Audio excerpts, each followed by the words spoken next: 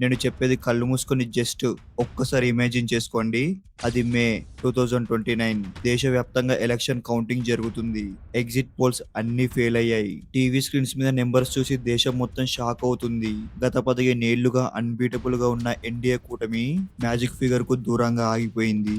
మరోవైపు కాంగ్రెస్ లీడ్ చేస్తున్న ఇండియా కూటమి నెమ్మదిగా 272 మ్యాజిక్ ఫిగర్ ను క్రాస్ చేసింది. 15 ఏళ్ల పాటు నడిచిన మోడీ హవా ఒక్కసారిగా ఆగిపోయింది. అవును, 2029లో కాంగ్రెస్ పవర్‌లోకి వచ్చేసింది. ఏంటి, నమ్మాలనిపించట్లేదా? ఇది కేవలం ఊహ మాత్రమే అనుకుంటున్నారా? కానీ మీకు తెలుసు కదా, రాజకీయాల్లో ఏదైనా సాధ్యమే అని. ఒకవేళ నిజంగానే 2029లో కాంగ్రెస్ నేతృత్వంలోని కూటమి కేంద్రంలో ప్రభుత్వాన్ని ఏర్పాటు చేస్తే ఈ దేశ భవిష్యత్తు ఎలా ఉండబోతుంది? మన జేబుల్లో ఉండే డబ్బు నుండి మన రాష్ట్రాల హక్కుల వరకు ఎలాంటి మార్పులు రాబోతున్నాయి? ఈ వీడియోలో మనం మాట్లాడుకోబోయేది, ఒకవేళ 2029లో కాంగ్రెస్ గెలిస్తే ఒక కామన్ మ్యాన్ లైఫ్‌లో జరిగే చేంజెస్ తో పాటు tax, private jobs, reservations, infrastructure, development, foreign policy, border country relations, delimitation, MSP అంటే minimum support price and political revenge వంటి టాపిక్స్ పై చాలా డీప్ అండ్ డీటెయిల్‌గా డిస్కస్ చేయబోతున్నాం. సో ఈ వీడియో చాలా ఇన్ఫర్మేటివ్ అండ్ ఇంట్రెస్టింగ్‌గా ఉండబోతుంది. సో ఎక్కడ స్కిప్ చేయకుండా చివరి వరకు చూడండి. నెక్స్ట్ వచ్చే ఇలాంటి ఇంట్రెస్టింగ్ అండ్ ఇన్ఫర్మేటివ్ వీడియోస్ కోసం మా ఛానల్‌ని సబ్స్క్రైబ్ చేసి పెట్టుకోండి. అండ్ వీడియోని లైక్ చేసి షేర్ చేయడం మర్చిపోకండి. ఒకటి గుర్తుపెట్టుకోండి, ఈ వీడియో మొత్తం వాట్ ఇఫ్ సినారియో మీదే ఆధారపడి ఉండబోతుంది. So let's get into topic. First and foremost change, government style పూర్తిగా మారిపోతుంది. 2014, 2019, 2024లో మనం చూసింది ఒక సింగిల్ లీడర్ నడిపించిన గవర్నమెంట్. ప్రైమ్ మినిస్టర్ ఆఫీస్ ఎంతో పవర్ఫుల్ గా ఉండేది. ఒకే రాత్రిలో డిమానిటైజేషన్ లాంటి డిసిషన్ తీసుకునే అంత పవర్ ఉండేది. కానీ 2029లో కాంగ్రెస్ గెలిస్తే అది సొంత మెజారిటీ తెచ్చుకునే ఛాన్స్ చాలా తక్కువ. కాబట్టి అది పక్కాగా ఒక కూటమి ప్రభుత్వం అవుతుంది. అంటే ప్రధాని కాంగ్రెస్ వాళ్ళే అయినా రిమోట్ కంట్రోల్ మాత్రం ప్రాంతీయ పార్టీల చేతుల్లో ఉంటుంది. సో దీనివల్ల వచ్చే ప్రాక్టికల్ ప్రాబ్లమ్స్ ఏంటి? ఫస్ట్, మినిస్ట్రీల పంపకం. రైల్వేస్, ఫైనాన్స్, హోమ్ మినిస్ట్రీస్ లాంటి కీలకమైన శాఖల కోసం డిమాండ్స్ వస్తాయి. ఒక డిసిషన్ తీసుకోవాలంటే మిత్రపక్షాలందరినీ ఒప్పించాలి. దీనివల్ల పాలసీ పారలైసిస్ రావచ్చు, అంటే నిర్ణయాలు తీసుకోవడంలో విపరీతమైన లేట్ అవ్వచ్చు. Second, federalism. ఇన్నాళ్ళు సెంట్రల్ గవర్నమెంట్ డామినేషన్ చూసాం. కాంగ్రెస్ వస్తే రీజనల్ పార్టీల సపోర్ట్ తో సర్వైవ్ అవుతుంది కాబట్టి రాష్ట్రాలకు విపరీతమైన పవర్స్ వస్తాయి. స్పెషల్ గా సౌత్ ఇండియాకి, అంటే తెలంగాణ, కర్ణాటక, తమిళనాడు లాంటి రాష్ట్రాలకు ఎక్కువగా ఫండ్స్ వస్తాయి. థర్డ్, రివర్స్ ఎంక్వైరీలు. గత 15 ఏళ్లలో ఈడీ, సిబిఐ లాంటి సంస్థలు ఎలా పనిచేశాయో అందరికీ తెలుసు. ఇప్పుడు సీన్ రివర్స్ అవుతుంది. పాత ఫైల్స్ అన్ని బయటకు వస్తాయి. పాత గవర్నమెంట్ లోని కీలక నేతలు అండ్ వారికి సపోర్ట్ చేసిన వారిపై పెద్ద ఎత్తున ఎంక్వైరీలు జరిగే ఛాన్స్ 100% ఉంది. So next, economy. ఇక మనకి అత్యంత ఇంపార్టెంట్ అయిన విషయం. బీజేపీ ఎప్పుడు క్యాపిటలిజం, ఇన్ఫ్రాస్ట్రక్చర్ మీద ఫోకస్ చేసింది. అందుకే మనం ఎక్కడ చూసినా వందే భారత్ ట్రైన్లు, ఎక్స్ప్రెస్ వేలు, కొత్త ఎయిర్పోర్ట్ చూస్తున్నాం. వీళ్ళ కాన్సెప్ట్ ఏంటంటే రోడ్లు వేస్తే డెవలప్మెంట్ జరిగి బిజినెస్ పెరుగుతుంది, తద్వారా జాబ్స్ వస్తాయని. కానీ కాంగ్రెస్ రూట్ దీనికి కంప్లీట్ అపోజిట్. వాళ్ళది వెల్ఫేర్ ఎకనామిక్స్, అంటే ప్రజల చేతుల్లోకి డైరెక్ట్ గా డబ్బులు పంపించడం. కాంగ్రెస్ అధికారంలోకి వస్తే దేశవ్యాప్తంగా కర్ణాటక, తెలంగాణ మోడల్ గ్యారంటీలు అమలు చేస్తారు. ఇది జరిగితే ఏమవుతుంది? First, direct cash transfer. Mahalakshmi Yojana లేదా న్యాయ లాంటి స్కీమ్స్ కింద ప్రతి పేద మహిళ అకౌంట్ లో నెలకి కొంత అమౌంట్ వేస్తారు. And Gruha Jyothi, free travel, free food security లాంటి స్కీమ్స్ అమల్లోకి వస్తాయి. రైతులకి రుణమాఫీ ఇస్తారు. Second, local business boost. సామాన్యుడి చేతిలో డబ్బు ఉండడం వల్ల వాళ్ళు మార్కెట్ కి వెళ్లి వస్తువులు కొంటారు. దీనివల్ల లోకల్ మార్కెట్లలో డిమాండ్ అమాంతం పెరుగుతుంది. కానీ ఇక్కడే ఒక పెద్ద క్యాచ్ ఉంది. ఇన్ని లక్షల కోట్లు పంచాలంటే డబ్బు ఎక్కడి నుండి వస్తుంది? గవర్నమెంట్ దగ్గర సొంతంగా నోట్లు ప్రింట్ చేసే మిషన్ ఉండదు కదా. ఆ డబ్బు మన ట్యాక్స్ రూపంలోనే వెళ్తుంది. First, corporate tax. పెద్ద పెద్ద కంపెనీల మీద ట్యాక్స్ పెంచుతారు. దీనివల్ల ఫారెన్ ఇన్వెస్టర్లు ఇండియాలో ఇన్వెస్ట్ చేయడానికి 1-2 సార్లు ఆలోచిస్తారు. స్టాక్ మార్కెట్ షేక్ అయ్యే ప్రమాదం ఉంది. సెకండ్, ఎక్స్ప్రెస్ వేలు, బుల్లెట్ ట్రైన్ల లాంటి మెగా ప్రాజెక్టుల బడ్జెట్ కి బ్రేకులు పడతాయి. ఎందుకంటే ఆ ఫండ్స్ అన్ని సంక్షేమ పథకాలకు మళ్లిస్తారు. సో ఒకవైపు సామాన్యుడి చేతిలో డబ్బులు ఉంటాయి, కానీ ఓవరాల్ గా చూసుకుంటే డెవలప్మెంట్ స్పీడ్ స్లో అవుతుంది. And finally, retail tax. ఇది చాలా ఇంపార్టెంట్. ఇది మనలాంటి సామాన్యులకి డైరెక్ట్ కనెక్ట్ అయ్యే పాయింట్. కాంగ్రెస్ ఎప్పటి నుండో ప్రస్తుత జీఎస్టీని గబ్బర్ సింగ్ ట్యాక్స్ అని అంటుంది. వాళ్ళు పవర్లోకి వస్తే ఈ ట్యాక్స్ సిస్టమ్ ని పూర్తిగా మార్చేస్తారు. చేస్తారు. దీనివల్ల వచ్చే చేంజెస్: ఫస్ట్ వన్, సామాన్యుడికి లాభం. మనం రోజు వాడే సోపులు, షాంపూలు, కిరాణా సామాగ్రి, హోటల్ బిల్లుల మీద జీఎస్టీ భారీగా తగ్గిస్తారు. దీనివల్ల మిడిల్ క్లాస్ ఫ్యామిలీస్ నెలవారీ ఖర్చులు తగ్గుతాయి. సెకండ్, ఉచిత పథకాల కోసం లక్షల కోట్లు కావాలి కాబట్టి లగ్జరీ వస్తువులైన కార్లు, ఐఫోన్లు, ఏసీల మీద ట్యాక్సులు విపరీతంగా పెంచుతారు. And third point, hidden risk. Petrol, diesel మీద అదనపు సెస్ వేసే ఛాన్స్ ఉంది.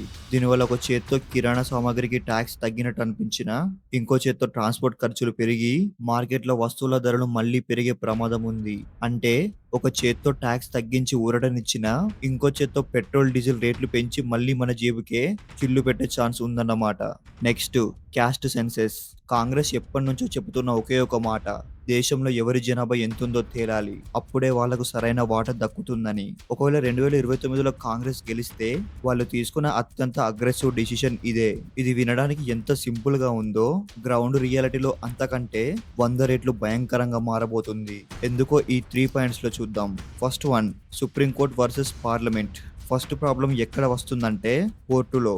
1992లో సుప్రీంకోర్టు ఇచ్చిన ఇందిరా సహిని జడ్జిమెంట్ ప్రకారం దేశంలో రిజర్వేషన్లు 50% పరిమితిని మించకూడదు. ప్రస్తుతం జనరల్ కేటగిరీకి 50% సీట్లు ఉన్నాయి. కానీ కాంగ్రెస్ పవర్లోకి వస్తే పార్లమెంట్ లో ప్రత్యేక చట్టం లేదా రాజ్యాంగ సవరణ ద్వారా ఈ 50% క్యాప్ ను పూర్తిగా బ్రేక్ చేస్తుంది. దీనివల్ల సుప్రీంకోర్టుకు, కేంద్ర ప్రభుత్వానికి మధ్య ఒక అల్టిమేట్ ఈగో వార్ స్టార్ట్ అవుతుంది. దీనివల్ల దేశంలో లీగల్ సిస్టమ్ మొత్తం స్తంభించిపోయే ఛాన్స్ ఉంది.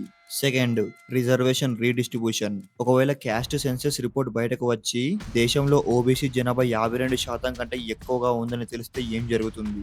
ప్రస్తుతం ఓబీసీలకు ఉన్న 27% రిజర్వేషన్ కాస్త వాళ్ళ జనాభా నిష్పత్తి ప్రకారం 40 నుండి 45%కి పెరిగే ఛాన్స్ ఉంది. దీనివల్ల ఎడ్యుకేషన్, గవర్నమెంట్ జాబ్స్, చివరికి ప్రమోషన్స్ లో కూడా కోటాలు అమాంతం పెరిగిపోతాయి. ఇది వెనుకబడిన వర్గాలకు లైక్ ఓబీసీ, ఎస్సీ, ఎస్టీలకు బిగ్గెస్ట్ విక్టరీ అవుతుంది. వాళ్లకు సిస్టమ్ లో పవర్ పెరుగుతుంది. కానీ కాయిన్కి ఇంకో సైడ్, జనరల్ కేటగిరీ యువతకు మిగిలే సీట్లు కేవలం 15 నుంచి 20% మాత్రమే. దీనివల్ల జనరల్ కేటగిరీ స్టూడెంట్స్ లో తీవ్రమైన ఫ్రస్ట్రేషన్, నిరాశ మొదలవుతాయి. దేశవ్యాప్తంగా కాలేజీ, యూనివర్సిటీలలో 1990 నాటి మండల్ కమిషన్ రోజుల్లో జరిగిన భారీ అల్లర్లు, స్టూడెంట్ ప్రొటెస్టులు మళ్లీ వీధుల్లోకి వచ్చే ప్రమాదం ఉంది. Third point, the corporate threat. ఇది మోస్ట్ డేంజరస్ పాయింట్. ఇన్నాళ్ళు రిజర్వేషన్ కేవలం గవర్నమెంట్ జాబ్స్ కి మాత్రమే పరిమితం. అందుకే చాలా మంది యూత్ ఐటీ, సాఫ్ట్వేర్, కార్పొరేట్ కంపెనీల వైపు వెళ్తున్నారు. కానీ క్యాస్ట్ సెన్సస్ తర్వాత ప్రభుత్వ ఉద్యోగాలు ఎలాగో తగ్గిపోతున్నాయి కాబట్టి ప్రైవేట్ రంగంలో కూడా రిజర్వేషన్లు తీసుకురావాలనే డిమాండ్ గట్టిగా వినిపిస్తుంది. కాంగ్రెస్ కూటమిలోని ప్రాంతీయ పార్టీలు దీనికోసం ఒత్తిడి తెస్తాయి. ఒకవేళ ప్రైవేట్ కంపెనీలలో కూడా కోటా సిస్టమ్ వస్తే గ్లోబల్ కంపెనీలైన గూగుల్, మైక్రోసాఫ్ట్ లేదా Indian IT giants like TCS, Infosys లాంటి సంస్థలు ఇండియాలో తమ ఇన్వెస్ట్మెంట్లను వెనక్కి తీసుకునే రిస్క్ ఉంది. ఎందుకంటే కార్పొరేట్ వరల్డ్ ఎప్పుడు మెరిట్ బేస్ మీద నడుస్తుంది, కోటాల మీద కాదు. దీనివల్ల ప్రైవేట్ జాబ్ మార్కెట్ పూర్తిగా దెబ్బతినే ఛాన్స్ ఉంది. ప్రైవేట్ సెక్టర్ లో రిజర్వేషన్ అనేది మన దేశంలో టాలెంట్ ఉన్న యువతకు అవకాశం లేకుండా చేస్తుంది. మరి ఈ సోషల్ సునామీని తట్టుకునే శక్తి మన దేశానికి ఉందా? Next, foreign policy. మనం ఇప్పుడు చూస్తున్న dominating external affairs minister S Jaishankar style వేరు. యూరప్ కి, అమెరికాకి డైరెక్ట్ కౌంటర్లు ఇచ్చే అగ్రెసివ్ పాలసీ ప్రజెంట్ నడుస్తుంది. కానీ కాంగ్రెస్ వస్తే ఈ అగ్రెషన్ కి బ్రేక్ పడుతుంది. సో న్యూ ఫారెన్ పాలసీ ఎలా ఉండొచ్చు? First, soft diplomacy. కాంగ్రెస్ ఎప్పుడు నాన్ అలైన్మెంట్ అంటే ఎవరికి పూర్తి శత్రువు కాకుండా సాఫ్ట్ గా ఉండే విధానాన్ని పాటిస్తుంది. Second, China and Pakistan. Border issues లో కాంగ్రెస్ విధానం చర్చలు, శాంతి అనేలా ఉంటుంది. చైనాతో ప్రస్తుతం ఉన్న ఉద్రిక్తతలు తగ్గించడానికి ప్రయత్నిస్తారు. పాకిస్తాన్ తో ఆగిపోయిన క్రికెట్ మ్యాచ్లు, ట్రేడ్ మళ్ళీ స్టార్ట్ అయినా అవ్వచ్చు. Third, defence sector. Make in India defence weapons కన్నా సంక్షేమ పథకాలకి బడ్జెట్ కావాలి కాబట్టి ఆయుధాల బడ్జెట్ కొద్దిగా తగ్గే ఛాన్స్ ఉంది. అగ్నివీర్ స్కీమ్ ని పక్కగా రద్దు చేస్తారు.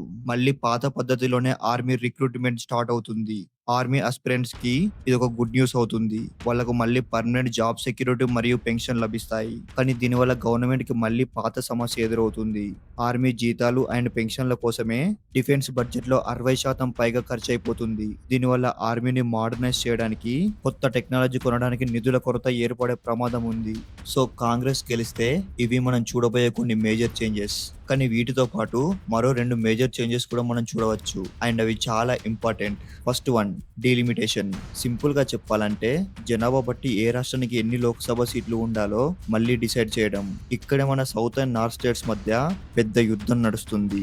యూపీ, బీహార్ లాంటి నార్త్ స్టేట్స్‌లో జనాభా విపరీతంగా పెరిగింది. కానీ మన తెలంగాణ, ఆంధ్ర లాంటి సౌత్ స్టేట్స్‌లో జనాభాని కంట్రోల్ చేశాం. ఒకవేళ జనాభా లెక్కల ప్రకారం సీట్లు పెంచితే నార్త్ ఇండియాకు ఎంపీ సీట్లు భారీగా పెరుగుతాయి. సౌత్ ఇండియా పవర్ ఢిల్లీలో పూర్తిగా తగ్గిపోతుంది. బీజేపీ ఈ మార్పుకు మొగ్గు చూపుతుంటే 2029లో కాంగ్రెస్ వస్తే సీన్ రివర్స్ అవుతుంది. ఎందుకంటే కాంగ్రెస్ కూటమి సౌత్ ఇండియాలోని ప్రాంతీయ పార్టీల సపోర్ట్ తోనే నడుస్తుంది కాబట్టి కాంగ్రెస్ పై ఒత్తిడి తెచ్చి ఈ సీట్ల పెంపును ఫ్రీజ్ చేయిస్తారు. జనాభా కంట్రోల్ చేసినందుకు సౌత్ ఇండియాకి అన్యాయం జరగకుండా కాపాడతారు. Second, legal MSP guarantee. ఇది దేశ రైతాంగాన్ని కదిలించే పెద్ద మార్పు. రైతులకు కనీస మద్దతు ధర చట్టం. కాంగ్రెస్ తమ మేనిఫెస్టోలో నిరంతరం ప్రామిస్ చేస్తున్న అతిపెద్ద point MSP, minimum support price. ఇప్పటివరకు దళారులు రైతుల పంటల్ని తక్కువ ధరకు కొని మోసం చేస్తున్నారు. కానీ ఈ చట్టం వస్తే ప్రభుత్వం ఫిక్స్ చేసిన రేటు కంటే ₹1 తక్కువ కొన్నా వ్యాపారులపై క్రిమినల్ కేసు అవుతుంది. జైలుకు వెళ్తారు. దీనివల్ల రైతులకి పక్కా లాభం దక్కుతుంది. కానీ రిస్క్ ఏంటంటే ఒకవేళ వ్యాపారులు ఈ లీగల్ రిస్క్ ఎందుకని అసలు పంటలు కొనడమే మానేస్తే దేశంలో పండే ప్రతి గింజను ప్రభుత్వమే కొనాల్సి వస్తుంది. దీనివల్ల దేశ ఖజానాపై లక్షల కోట్ల భారం పడుతుంది. అంతేకాదు మార్కెట్లో నిత్యావసర ధరలు పెరిగి సామాన్యుడి జేబుకు చిల్లు పడే ప్రమాదం కూడా ఉంది. సో చూసారుగా, ఒకవేళ కాంగ్రెస్ గెలిస్తే దేశంలో జరగబోయే కొన్ని మేజర్ చేంజెస్. ఇంకా నేనేమైనా ఇంపార్టెంట్ పాయింట్స్ మర్చిపోతే ప్లీజ్ కామెంట్స్ లో మెన్షన్ చేయండి. ఈ వీడియో మీకు నచ్చింది అనుకుంటున్నాను. మీకు నచ్చుంటే ఇలాంటి ఇన్ఫర్మేటివ్ వీడియోస్ కోసం మా ఛానల్ ని సబ్స్క్రైబ్ చేసుకోండి. వీడియోని లైక్ చేసి షేర్ చేయండి. And thank you for watching.